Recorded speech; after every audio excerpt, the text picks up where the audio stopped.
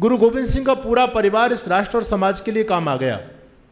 मुझे दुख होता है जब 25 दिसंबर के दिन हमारा पूरा देश क्रिसमस डे की खुशी में झूमता है, लेकिन वो बलिदानी सप्ताह, दिसंबर का अंतिम सप्ताह इस देश के लिए बड़ा गौरवशाली सप्ताह है। उस सप्ताह के अंदर एक से एक बढ़कर के बलिदानी लोगों ने धर्म और संस्कृति की रक्षा के लिए अपना बलिदान दिया है। लेकिन आज दुर्भाग्य की बात है कि हम उस पावन परंपरा को भूल करके क्रिसमस डे मनाते हैं।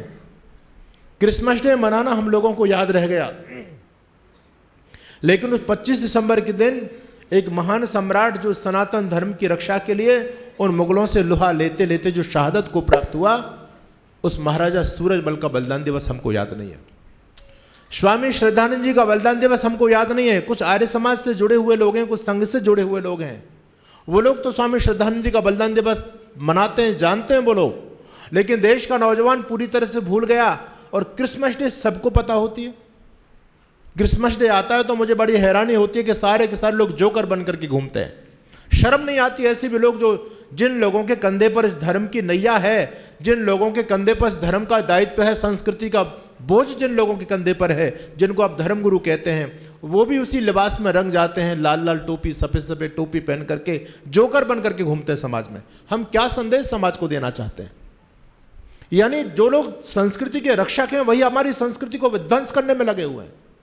दूसरी तरफ आप विधर्मी लोगों को देखो, क्रिश्चियन लोगों को देखो, जिनकी परंपरा आज हम लोग सभी मना रहे हैं, जिनकी परंपरा में हम लोग सभी ढलते चले जा रहे हैं, वो लोग कभी भी अपनी संस्कृति के साथ कंप्रोमाइज नहीं करते।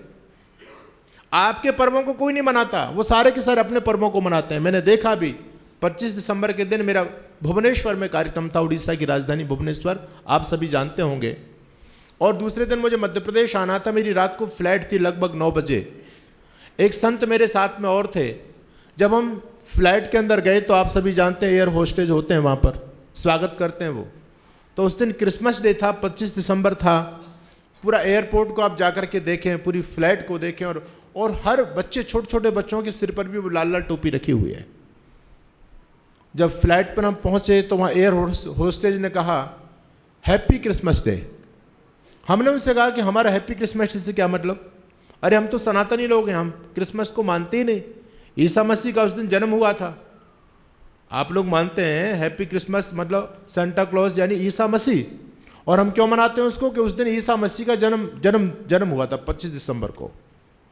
और नया साल जो 1 जनवरी को आप लोग मनाते हैं, मुसलमान और क्रिश्चियन लोगों में एक परंपरा है, जन्म के 7 दिन बाद बच्चे की सुन्नत की जाती है, खतना किया जाता है। वो उनका नया साल उन्होंने घोषित कर दिया। ना तो हमारा 25 दिसंबर से कोई मतलब है और ना हमारा कोई 1 जनवरी से मतलब है। तो हमने कहा बहन ये हैप्पी क्रिसमस डे हमसे कोई मतलब नहीं है इसका, आप हमको नमस्ते बोल सकते हैं। उसने नमस्ते बोली। एक मेरे साथ संत थे, उन्होंने कहा आप ओम बोल सकते हैं। उसने कहा नो मैं ओम नहीं बोलूँगी, मैं नमस्ते बोल सकती हूँ और हैप्पी क्रिसमस डे बोल सकती हूँ, इसके अलावा ओम नहीं बोल सकती। स्वामी जी ने मेरे से कहा कि स्वामी जी देखो क्या बात है, कमाल की बात है, ये लड़की ओम नहीं बोलना चाहती, ऐसा क्या बात क्या है? मैंने कहा ये क्रिश्चियन है, ये हिंदू नहीं है। मैंने उसका नाम पूछा तो उसने जैसे अपना नाम लिया तो मैं समझ गया ये क्रिश्चियन है। मुझे हैरानी तो उस बात की हुई, उस लड़की ने ओम नहीं बोला, ये कोई बहुत बड़ी बात नहीं है। हैरानी की बात यह कि क्रिश्चियन लड़की ओम नहीं बोल सकती। और हमने फ्लाइट के अंदर जाकर के देखा लगभग 350 यात्री आपस में हैप्पी क्रिसमस डे की बधाइयाँ दे रहे हैं। यानी वो अपने सनातन, अपने संस्कृति के प्रति इतने कट्टर हैं, इतने समर्पित हैं कि वो बिल्कुल भी ओम का नाम भी अपनी वाणी से नहीं लेना चाहते। और हम ऐसे बेवकूफ़ हैं कि हम उनकी संस्कृति के सारे पर्वों को मनाते हैं। चिंतन करने की बात है। गुरु गोविंद सिंह ने जब देखा कि हमारा धर्म रसातल की तरफ जा रहा है, आज तो राजनीतिकरण के कारण वो भाई हमसे अलग हो गए, अलग से एक पंथ बन गया। नहीं, गुरु गोविंद सिंह कहते थे जो तुम शिष्य हमारे आरज और देवो शीश धर्म के कारज। आरज का मतलब आर्य, यदि तुम हमारे आर्य शिष्य हो, और सिख का मतलब होता है शिष्य, शिष्य का ही अभ्रंश शब्द सिख बना है। ये सभी शिष्य लोग थे गुरु गोविंद सिंह जी के, वो जो बलिदानी गुरुओं की परंपरा रही, उस परंपरा के सभी शिष्य थे और सभी आर्य थे, अलग नहीं थे। एक सिख भाई अपने ही भाई थे, लेकिन आज राजनीति ने उनको हम लोगों से अलग कर दिया। गुरु गोविंद सिंह जी ने देखा कि हमारा सनातन धर्म अस्ताचल की तरफ जा रहा है। ये मुसलमान बादशाह हम पर निरंतर अत्याचार करते चले जा रहे हैं। उनका पूरा परिवार शहादत को प्राप्त हो गया और उन्होंने खालसा पंथ की स्थापना की और उन्होंने देखा कि अब आने वाले समय इस धर्म की रक्षा कौन करेगा। कुछ ऐसे लोग भी, कुछ ऐसे नौजवान चाहिए जो इस धर्म के लिए अपना बलिदान दे सकें। बहुत बड़ी सभा लगी हुई थी। गुरु गोविंद सिंह ने कहा, धर्म तुम्हारा बलिदान चाहता है, कौन ऐसा नौजवान है जो अपनी धर्म और संस्कृति की रक्षा के लिए अपने प्राणों को आहूत करना चाहता है। जैसे गुरु गोविंद सिंह ने इस बात का आह्वान किया, सभी लोग डर गए। बहुत बड़ी तादाद में लोग बैठे हुए थे। गुरु गोविंद सिंह ने कहा, कोई ऐसा है नौजवान जो धर्म के लिए अपना मस्तिष्क कटवा सके। आज मां भारती पुकार रही अपने पुत्रों को। सारे लोग डर गए, सभा में सन्नाटा छा गया। गुरु गोविंद सिंह के चेहरे पर थोड़ी सी मायूसी आई, लेकिन एक नौजवान उस सभा के अंदर खड़ा होता है और वो कहता, गुरुदेव मैं तैयार हूं, मैं अपने गर्दन को धर्म के लिए अपना बलिदान दे सकता हूं, अपने शीश को कटा सकता हूं। गुरु गोविंद सिंह ने कहा, आओ हमारे पास में। जैसे वो नौजवान मंच की तरफ आता है, गुरु गोविंद सिंह उसको पर्दे के पीछे लेकर के जाते हैं और तलवार लेकर के तेज तलवार का प्रहार करते हैं। खच से आवाज होती है और तलवार नंगी लेकर के, खून से लथपथ तलवार लेकर के गुरु गोविंद सिंह बाहर निकल करके आते हैं, पर्दे से बाहर निकल करके आते हैं। लोग सारे के सारे डर गए। गुरु गोविंद सिंह का अब की बार कौन आएगा, कौन नौजवान आएगा जो अपने धर्म और संस्कृति के लिए बलिदान देना चाहता है। लोग समझ गए कि गुरु जी को क्या हो गया। अरे व्यर्थ में नौजवानों को, अरे जिन नौजवानों को इन मुगलों से लड़कर के अपना बलिदान देना था, गुरु जी स्वयं बलिदान ले रहे हैं। उनका तलवार से उनकी गर्दन काट रहे हैं। सामने मौत खड़ी है, गुरु गोविंद सिंह की नंगी तलवार, खून से लथपथ तलवार लेकर के गुरु गोविंद सिंह खड़े हुए हैं। आह्वान करते हैं मां भारती के सपूतों को, आओ कौन धर्म के लिए अपना बलिदान देना चाहता है। एक बार फिर सभा के अंदर सन्नाटा छा गया। एक नौजवान फिर खड़ा होता है, गुरुदेव मैं आता हूं। गुरु गोविंद सिंह मंच पर उसको बुलाते हैं, पीछे पर्दे के लिए पीछे लेकर के उसको जाते हैं और फिर तलवार का प्रहार करते हैं। खच से आवाज होती है और फिर खून से लथपथ तलवार को लेकर के गुरु गोविंद सिंह फिर बाहर आ जाते हैं। अब की बार फिर गुरु गोविंद सिंह ने आह्वान किया, अब कौन नौजवान आएगा। सारे के सारे लोग डर गए, पता नहीं गुरु जी को आज हो क्या गया, अपने हाथों से अपने पुत्रों की हत्या कर रहे हैं। सभा में सन्नाटा छा गया। तीसरी बार फिर एक नौजवान खड़ा होता है, उसको भी गुरु जी लेकर के जाते हैं। पर्दे के पीछे जाकर के फिर खच से आवाज होती है और फिर नंगी तलवार लेकर के फिर आ जाते हैं, फिर आह्वान करते हैं, अब की बार कोई है मां भारती का सपूत जो धर्म के लिए अपना बलिदान देना चाहता है। चौथी बार फिर एक नौजवान खड़ा होता है, फिर गुरुजी ने उसके साथ यही किया और पांचवी बार फिर गुरुजी ने आह्वान किया। पांचवी बार में फिर भी एक नौजवान खड़ा होता है, कहते हैं गुरुजी मैं भी धर्म के लिए बलिदान देना चाहता हूं। वो भी नौजवान आया, उसके साथ भी गुरुजी ने वही सलूक किया। आखिर जब गुरुदेव ने 5 लोगों को पर्दे के पीछे ले जा करके और नंगी खून से लथपथ तलवार को लेकर के जब लोगों के सामने आए, छठवीं बार में सभा में सन्नाटा छा गया। कोई भी खड़ा नहीं होता है। गुरु गोविंद सिंह आह्वान करते हैं, क्या ये भारत माता बांझ हो गई। अब इस भारत माता में ऐसे नौजवान नहीं है जो धर्म के लिए अपने शीश को कटा सकें। लेकिन पूरी सभा में सन्नाटा छाया हुआ है, कोई खड़ा नहीं होता है। गुरु गोविंद सिंह ने पर्दा हटवा दिया और वो पांचों की पांचों नौजवान पीछे खड़े हुए थे। गुरु गोविंद सिंह ने कहा, मैं तो तुम्हारी परीक्षा लेना चाहता था, तुम में कितना पानी है। ये मेरे 5 पुत्र हैं, ये धर्म के 5 प्यारे हैं। आज से यही मेरी सत्ता को, यही धर्म की स्थापना के लिए धरती पर काम करेंगे। आज से मैं इनको दीक्षा देता हूं। खालसा पंथ का उदय हुआ। गुरु गोविंद सिंह ने उनको मंत्र दीक्षा दी। उन्होंने गुरु गोविंद सिंह को अपना शिष्य स्वीकार किया और गुरु गोविंद सिंह ने विधिवत उनको अपने शिष्य मान करके और समाज में उनका तिलक किया कि आज से मेरे ये घोषित शिष्य हो गए। बाकी तुम लोग ठीक है, मैं तुम पर विश्वास नहीं कर सकता कि जब कभी धर्म के लिए गर्दन कटाने की बारी आ गई तो मुझको तुम पर विश्वास नहीं है। ये हमारे 5 प्यारे हैं धर्म के लिए जो अपनी गर्दन कटवाने से पीछे नहीं हटे। ऐसा था गुरु गोविंद सिंह का जीवन। अरे क्या ये देश उन्हीं का है जो युद्धों में मर जाते हैं? क्या ये देश उन्हीं का है जो युद्धों में मर जाते हैं, अपना लहू बहाकर टीका सरहद पर कर जाते हैं? ऐसा युद्ध वतन की खातिर सबको लड़ना पड़ता है और संकट की घड़ियों में सबको सैनिक बनना पड़ता है। जो भी कौम वतन की खातिर मिटने को तैयार नहीं, उसकी संतति को आजादी जीने का अधिकार नहीं। किसके कितने लाल सनोने सीमा पर छिन जाते हैं, गुरु गोविंद जी के बेटे दीवारों में छिन जाते हैं। अभी आप सुन रहे थे, जब जब हम पर संकट आए, इस पगड़ी ने बलिदान दिया, गुरुओं ने मस्तक चढ़ा दी, अपने प्राणों का दान किया। कुछ को आरे से चिरवाया, याद है आप लोगों को उनका नाम? कौन थे वो? जिनको उन दरिंदे लोगों ने बीच में से आरा चला करके और ऐसे 2 पार्टों में काट दिया था वो भाई मतीदास। कुछ को आरे से चिरवाया, कुछ थे रुई से जलवाए, कुछ सूली ऊपर टांग दिए, कुछ दीवारों में चिनवाए। वो गरम तवे पर चढ़े किंतु तुमने सत्य पंथ से डिगे नहीं, और पुर्जा पुर्जा कट गए मगर मुगलों के आगे झुके नहीं। अपने धर्म की रक्षा के लिए, अपनी संस्कृति की रक्षा के लिए आप इस देश के अतीत के पन्नों को पलट करके देखो। और मैं तो आपसे निवेदन करूंगा, गर्मियों की छुट्टी होती है, आप सभी संपन्न लोग हैं, आप लोग पिकनिक मनाने के लिए अपने बच्चों को लेकर के जाते हैं, लेकिन कहाँ जाते हैं छुट्टी मनाने के लिए? आप कुल्लू मनाली जाएंगे, आप गोवा पर जाएंगे, या आप ताजमहल दिखाने के लिए लेकर के जाओगे अपने बच्चों को। लेकिन अब समय करवट ले रहा है। मैं आपसे आह्वान करना चाहता हूं, आपको यदि अपने बच्चों को घुमाने का जीवन में कभी सौभाग्य मिले, कुल्लू मनाली ले जाने की आवश्यकता नहीं है, कभी अपने बच्चों को हल्दी घाटी लेकर के जाना, वो वीर प्रसूतिनी मिट्टी अपने बच्चों को दिखाना। वो मिट्टी आज भी लाल है, हमारे लाखों बलिदानियों को लहू से रक्त रंजित वो मिट्टी आज भी आपको पुकार रही है। मैं निवेदन आप लोगों से करना चाहता हूं, जब आप अपने बच्चों को ऐसे तीर्थ स्थलों पर लेकर के जाओगे, तब आपका धर्म सनातन संस्कृति बचेगी। आपको याद होना चाहिए, अमेरिका के राष्ट्रपति होते थे अब्राहम लिंकन। अब्राहम लिंकन का भारत में आने का दौरा बना, कार्यक्रम बना। उन्होंने अपनी माँ से पूछा कि माँ, मैं भारत भूमि में भ्रमण के लिए जा रहा हूँ, आप वहाँ से आपके लिए क्या चीज़ लेकर के आऊँ, आपके लिए क्या तोहफा आप चाहती हैं? अब्राहम लिंकन की माँ कहती है, बेटा ये तेरा सौभाग्य, तू भारत भूमि में जा रहा है, मैं तुझसे कोई खेल खिलौने की चीज़ नहीं मंगाना चाहती, मैं तुझसे कुछ खाने पीने की चीज़ नहीं मंगाना चाहती, अगर तू मेरे लिए वहाँ से कुछ लेकर के आ सकता है तो थोड़ी सी हल्दी घाटी की मिट्टी मेरे लिए जरूर लेकर के आना। आखिर अब्राहम लिंकन ने अपनी माँ से पूछा कि माँ, आखिर उस मिट्टी में ऐसी कौन सी करामात है जो उस हल्दी घाटी की मिट्टी मंगाना चाहती है?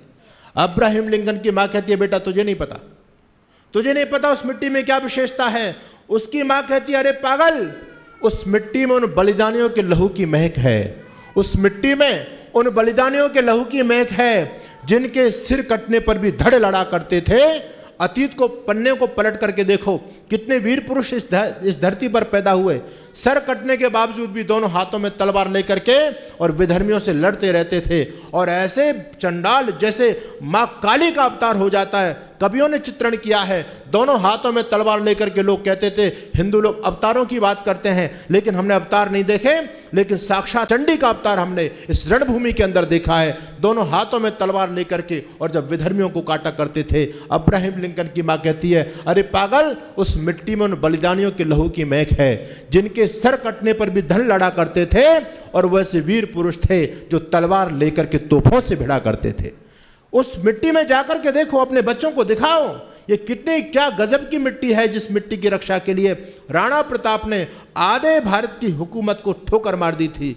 अकबर ने केवल यही तो कहा था, राणा प्रताप एक बार तुम आकर के मेरे सिर पर, मेरे दरबार में आकर के अपना सिर झुका दो, मैं आधा भारत का सम्राट तुमको घोषित कर दूंगा। लेकिन राणा प्रताप ने अपने स्वाभिमान को नहीं गिरने दिया, सनातन संस्कृति की गौरवशाली परंपरा को नहीं झुकने दिया, और राणा प्रताप ने कहा कि नहीं, मैं कभी भी अपने धर्म और संस्कृति की गर्दन विधर्मियों के सामने झुकने नहीं दूंगा।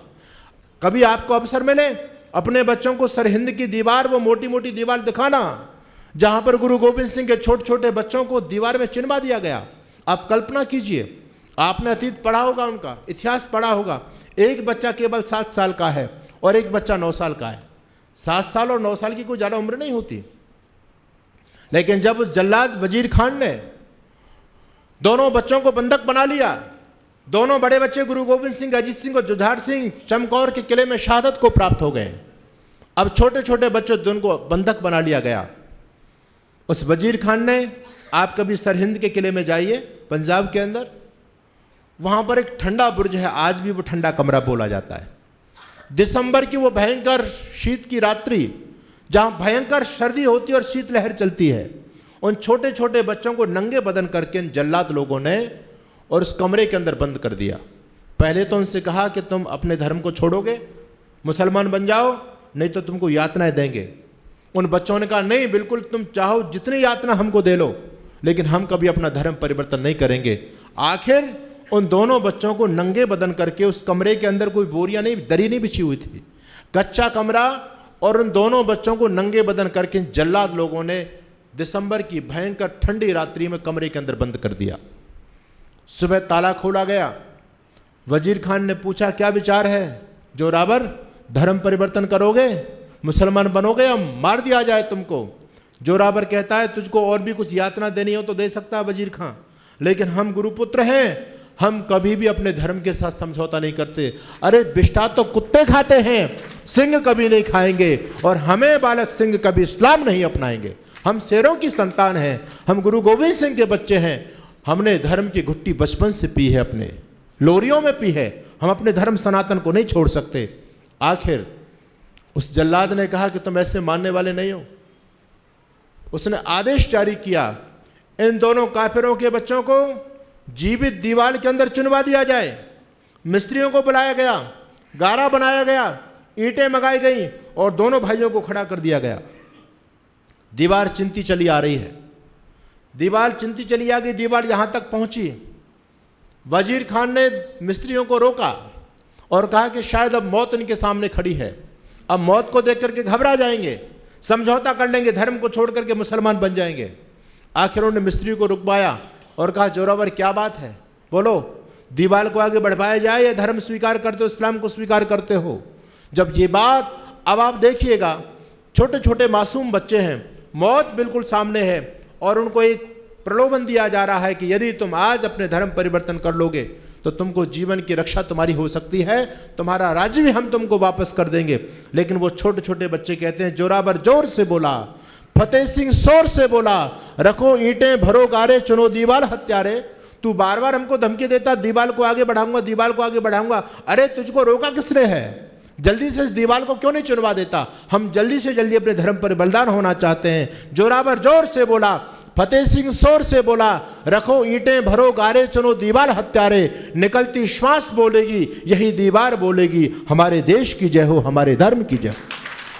जब हम इस धर्म के लिए इस दीवारों के अंदर चिन जाएंगे, हमारी मृत्यु हो जाएगी और इन दीवारों के झरोकों से कोई आवाज निकलेगी तो वंदे मातरम, भारत माता की जय जयकार के नारे सुनाई देंगे। आखिर वो दोनों मासूम बच्चे धर्म के लिए बलिदान हो गए। उस जल्लाद ने जीवित बच्चों को चिनवा दिया दीवार के अंदर।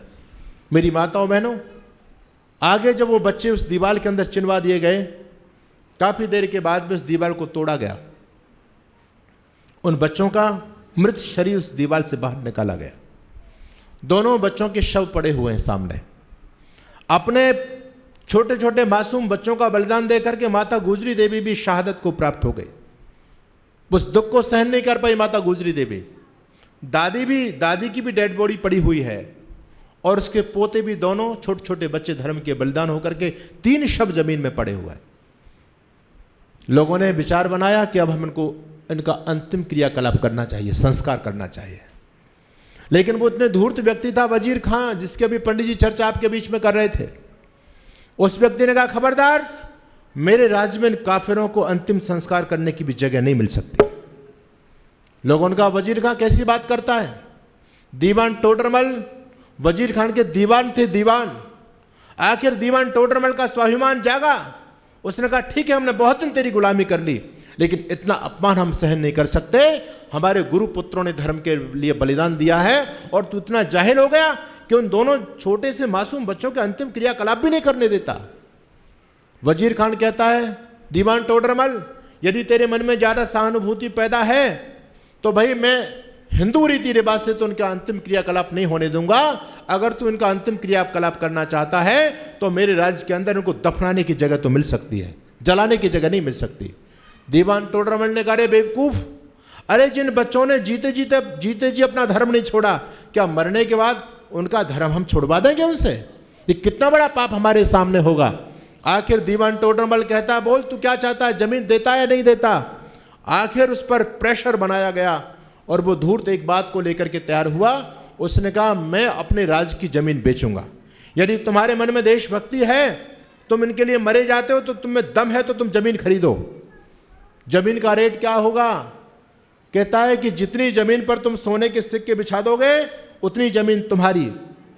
दीवान टोडरमल ने अपना खजाना खोल दिया। बोले, भाई जब धर्म के लिए अपना संपत्ति काम नहीं आई तो संपत्ति का उपयोग क्या है? बोले, दीवान टोडरमल ने खजाने खोल दिए, लाओ सोने की अशर्फियां लेकर के आओ, सोने के सिक्के लेकर के आओ। जमीन पर सोने के सिक्के बिछाने जैसे शुरू किए। ये धूर्त अपनी बात से पलट गया वजीर खान, इसलिए गुरु गोविंद सिंह कहते थे कभी इन धूर्तों की बातों में मत आना, अपने हाथ पर पूरा तेल लगाना और तेल लगाने के बाद में अपने हाथ को तिल की बोरी में घुसा देना, फिर हाथ को बाहर निकालना। इस हाथ पर जितने तिल चिपक करके आ जाए, मुसलमान उतनी बार भी कसम खाए, उसकी बात का बिल्कुल भी विश्वास मत करना। आखिर वजीर खां अपनी बात से पलट गया। वो कहता ऐसे नहीं, तुमको जमीन चाहिए तो सिक्के बिछाने नहीं पड़ेंगे, सिक्के खड़े करके हम जमीन बेचेंगे। लेकिन दीवान टोडरमल पीछे नहीं हटे। दीवान टोडरमल ने कहा ठीक है भाई, ये तो अपने धर्म से गिर गया, लेकिन हम अपना धर्म नहीं छोड़ सकते। दीवान टोडरमल ने आदेश दिया कि जितनी जमीन चाहिए अपना, हमारे पास जितने सोने के सिक्के हैं जमीन पर खड़े करना शुरू करो। उस जमाने में 78,000 स्वर्ण मुद्राएं दीवान टोडरमल ने देकर के एक छोटा सा भूखंड खरीदा था। उस भूखंड के ऊपर गुरु गोविंद सिंह के छोटे छोटे बच्चों को और माता गुजरी देवी का अंत्येष्टि संस्कार किया गया। मैं आपसे निवेदन करना चाहता हूं, ये धर्म सनातन ऐसे नहीं बचा। कितने लोगों ने बलिदान दिया है? क्या दीवान टोडरमल का बलिदान कम है? आप कभी जाइए वहां पर सरहिंद के किले में, आज वहां गेट बना हुआ है, द्वार बना हुआ है, दीवान टोडरमल द्वार। उन्होंने अपने धर्म की रक्षा के लिए अपना बलिदान दिया। जिस व्यक्ति के पास जैसा सामर्थ्य था, उसने उस सामर्थ्य के अनुसार अपने धर्म सनातन के लिए अपनी आहुति दी है। इसलिए मैं आपसे कहना चाहता हूं, अरे किसके कितने लाल सरोने सीमा पर छिन जाते हैं, गुरु गोविंद जी के बेटे दीवारों में छिन जाते हैं। मंगल पांडे आजादी का परवाना हो जाता है, और मंगल पांडे आजादी का परवाना हो जाता है, ऊधम डायर से बदले का दीवाना हो जाता है। बाल हकीकत राय धर्म की खातिर कटते देखे हैं। अतीत के पन्नों को पलटों के एक से एक अद्भुत इतिहास भरा हुआ है। बाल हकीकत राय बसंत पंचमी को, जिनका हम बलिदान दिवस मनाते हैं, अपने बच्चों को बताना वो हिस्ट्री, वो इतिहास। एक 14 साल का बच्चा हकीकत राय, और जब मुसलमानों ने उसको भी यही यातना दी कि या तो अपना धर्म परिवर्तन कर लो हकीकत, या तो सिर की चोटी को कटा दो, जनेऊ कटा दो, नहीं तुम्हारी गर्दन काट दी जाएगी। जानते हो हकीकत राय क्या कहता है? खंजर से उड़ा दो चाहे मेरी बोटी बोटी को, पर दूंगा नहीं चोटी को, मैं दूंगा नहीं चोटी को। आखिर इन जल्लादों ने कहा ये काफिर है, ये मानने वाला नहीं, इसकी गर्दन काटी जाए, खंजर से इसकी गर्दन को काट दिया जाए। माँ खड़ी है सामने, माँ ने देखा आज मेरे आंखों के सामने मेरा मासूम सा बच्चा आज शहादत को प्राप्त हो जाएगा। आखिर माँ का ममत्व जागृत हो गया, और माँ ने कहा बेटा हकीकत एक काम कर, तू मुसलमान बन जा। हकीकत ने कहा माँ तू कैसा उपदेश मुझे कर रही है? अब तक तो तूने मुझे शौर्य पराक्रम का उपदेश मुझे दिया, धर्म की शिक्षा मुझे लोरियों में तू देती रही, लेकिन जब मौत की बात आ गई तो मौत दे करके तू घबरा गई और मुझको ऐसा उपदेश दे रही है, कायराना उपदेश मुझको दे रही है। माँ ने कहा बेटा अगर तू मुसलमान बन जाएगा तो कम से कम जीवित तो रहेगा, मेरी आंखें तुझे देखती तो रहेंगी। माँ का ममत्व जागृत हो रहा है। माँ कहती है बेटा मुसलमान बन जा, कोई बात नहीं, मेरी आंखें तुझे देखती रहेंगी, मेरा बेटा जीवित रहेगा। बाल हकीकत राय अपनी माँ से प्रश्न करता है कि माँ मुझे एक बात बता, क्या मुसलमान बनने के बाद मैं कभी मरूंगा नहीं? माँ कहती है बेटा मरना तो फिर भी पड़ेगा। अरे जब भी मरना पड़ेगा तो मुसलमान बनने का फायदा क्या है? माँ मुझे एक बात बता, अरे मुसलमान बनने के बाद भी मरना पड़ गया तो मैं अपने धर्म सनातन के लिए हिंदू रह करके क्यों नहीं मर जाऊं? मैं अपने चेहरे पर कालिक पुतवा करके मैं नहीं मरना चाहता। इसलिए मुझे श्रेयस्कर यही है, भगवान कृष्ण गीता में कहते हैं स्वधर्मो निधनो श्रेया पर धर्मो भयावह। जो अपने धर्म के लिए बलिदान हो जाते हैं वो उनका जीवन धन्य हो जाता है, उनकी मौत भी धन्य हो जाती है। और कहते हैं हमारे एक बात कही जाती है, मोक्ष के जाने का एक रास्ता बताया गया। जो लोग यम नियमों के द्वारा अष्टांग योग का पालन करके मोक्ष के द्वार तक पहुंचते हैं और जो व्यक्ति धर्म के लिए बलिदान हो जाता है, कहते हैं ऐसा व्यक्ति भी सीधा मोक्ष के द्वार तक पहुंचता है। भगवान कृष्ण गीता के अंदर कहते हैं स्वधर्मो निधनो श्रेय पर धर्मो भयावह। अपने धर्म को छोड़ने का मन में विचार आ जाए इससे मौत भली है, और अपने धर्म के लिए बलिदान हो जाना इससे सौभाग्य का द्वार, इससे बढ़कर के कुछ भी नहीं हो सकता। आखिर बाल हकीकत राय धर्म के लिए बलिदान हो गए। राजस्थान की वो वीर प्रसूतिनी मिट्टी राणा प्रताप का इतिहास आप लोगों ने जाना है। राणा प्रताप ने कितना बड़ा बलिदान दिया। घास फूस की रोटी खाकर राणा नहीं लड़े थे क्या? अपने धर्म की रक्षा के लिए देखो कितना बड़ा त्याग किया राणा प्रताप ने। घास फूस की रोटी खाकर राणा नहीं लड़े थे क्या? बंदा बैरागी के तन पर हाथी नहीं चढ़े थे क्या? बढ़िया अतीत को आप इतिहास को पलट करके देखो। बंदा बैरागी के तन पर हाथी नहीं चढ़े थे क्या? अरे झांसी की रानी लड़कर राजधानी मिटवा देती है और पन्ना दाए वफादारी में बेटा कटवा देती है। ये घटना उनको सूरज की लाली में रख देती है और हाड़ा रानी शीश काट कर थाली में रख देती है। मैं माताओं बहनों आपको बताना चाहता हूं कि इस धर्म सनातन की रक्षा के लिए लोगों ने कितना बलिदान दिया है, तब जाकर के ये परंपरा आप लोगों तक पहुंची है। एक तरफ सर तन से जुदा के नारे लग रहे हैं, एक तरफ पूरी तरह गजबाए हिंद की तैयारियां चल रही हैं उन लोगों की पूरी तरह से। ईसाई मिशनरियों ने पूरा आकर के पूरे भारत में अपने डेरे जमा दिए हैं पूरी तरह से। अनेक प्रकार के स्कूल खोल करके, चंगाई सभा करके, हमारे भोले भाले भाइयों को बहका करके, उनको ऐसा प्रलोभन दे करके। अभी मैं सिक्किम की तरफ चला गया, मुझे पता चला पूर्वोत्तर राज्यों में एक परिवार को 11 लाख रुपए दिए जा रहे हैं और पूरा की पूरा परिवार कन्वर्ट हो रहा है 11 लाख में। ऐसा क्यों हो रहा है? कभी चिंतन कीजिए, आप सोचिएगा।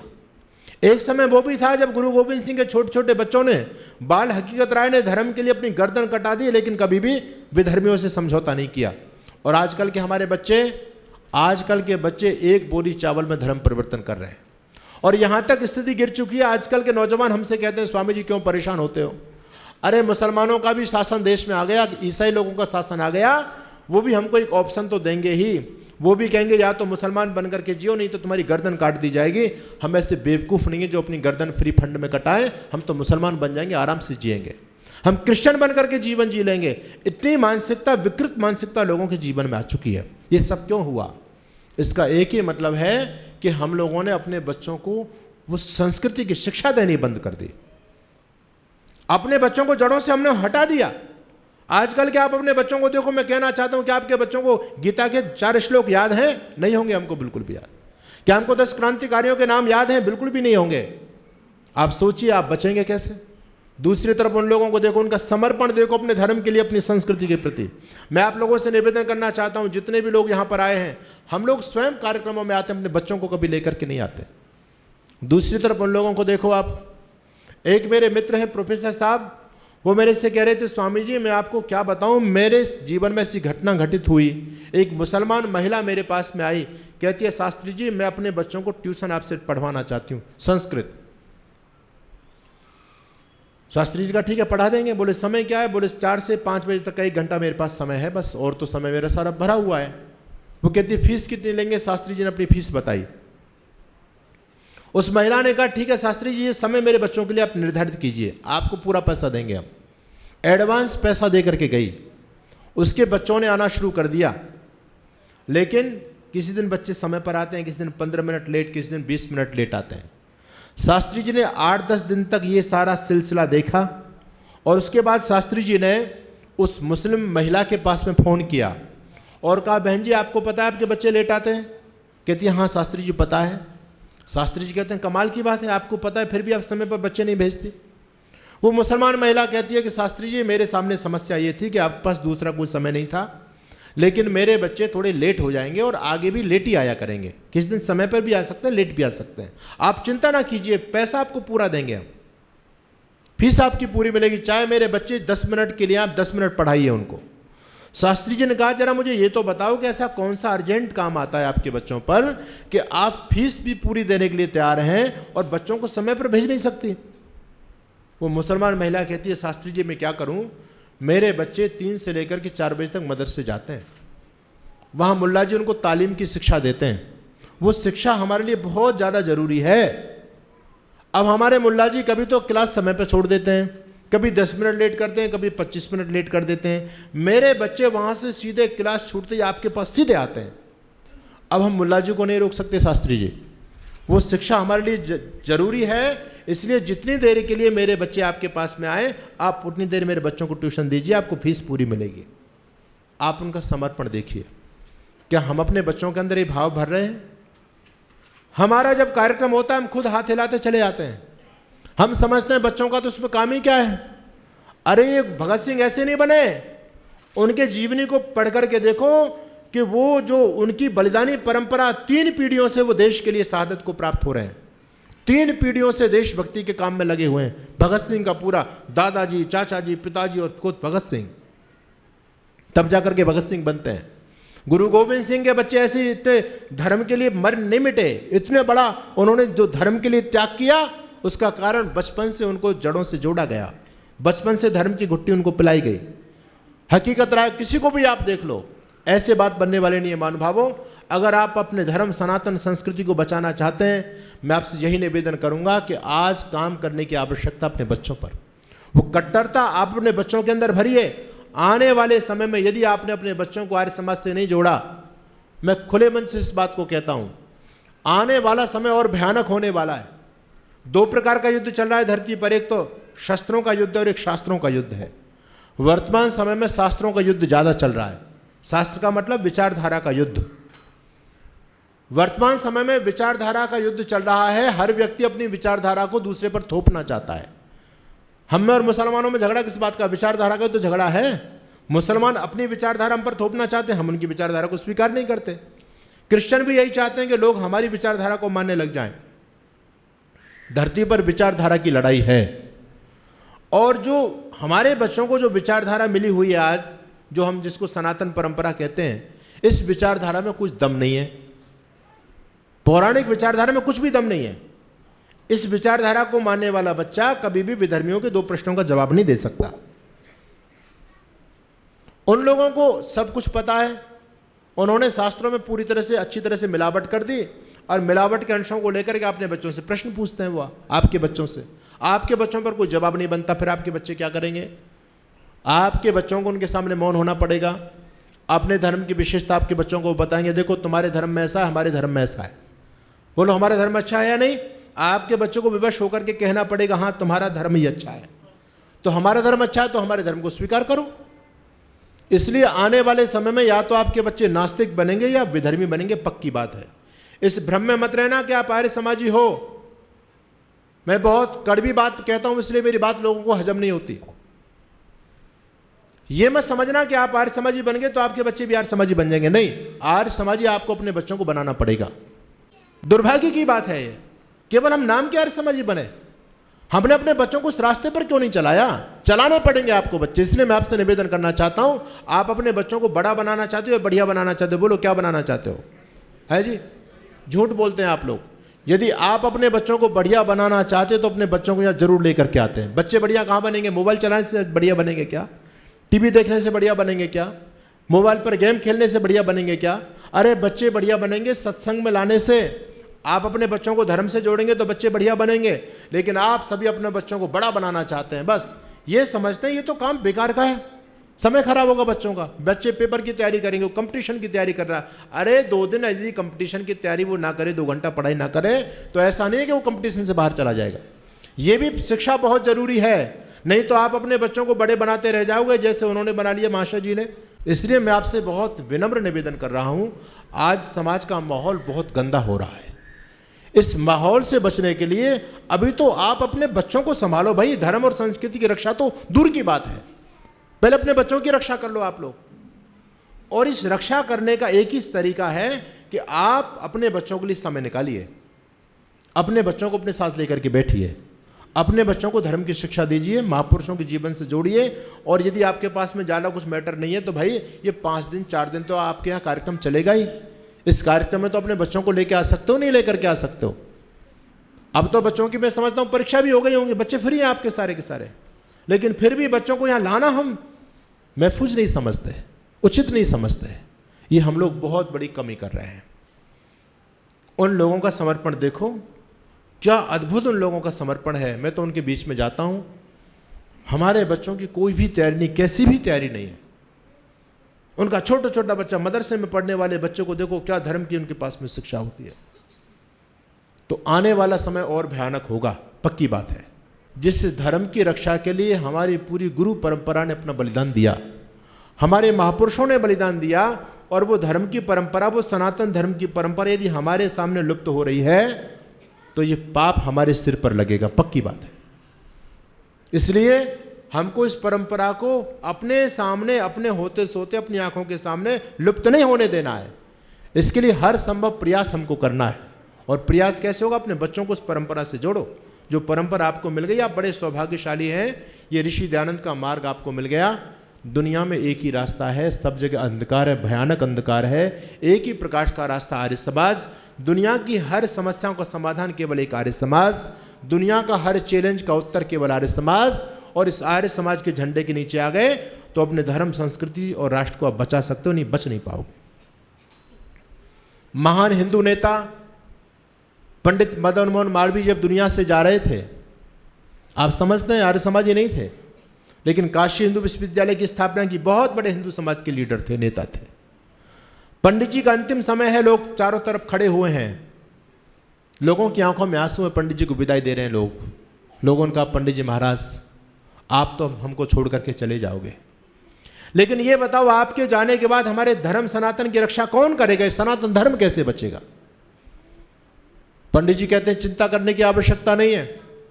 पंडित जी ने अपने तकिए के नीचे से पुस्तक निकाली, सत्यार्थ प्रकाश, और पंडित जी कहते हैं जब तक धरती पर सत्यार्थ प्रकाश है तब तक तुम्हारे सनातन पर कोई आंच आने वाली नहीं है। अपने बच्चों को इस पुस्तक से जोड़ो। और मैं आपसे निवेदन करना चाहता हूं, जितने भी हमारे समाज सुधारक वर्तमान समय में काम कर रहे हैं, आर्य समाज के नहीं, आर्य समाज से इतर। अभी मेरे कार्यक्रम में सुरेश चौहान के थे, अभी फरीदाबाद में कार्यक्रम हुआ, बहुत बड़े देश के पत्रकार हैं, उन्होंने भी ये कहा यदि हमारे पास में कुछ तार्किक, आज वर्तमान समय में कुछ तार्किक शास्त्र है तो सत्यार्थ प्रकाश है, आर्य समाज का चिंतन है, जिस आर्य समाज के चिंतन से हम अपनी धर्म और संस्कृति को बचा सकते हैं।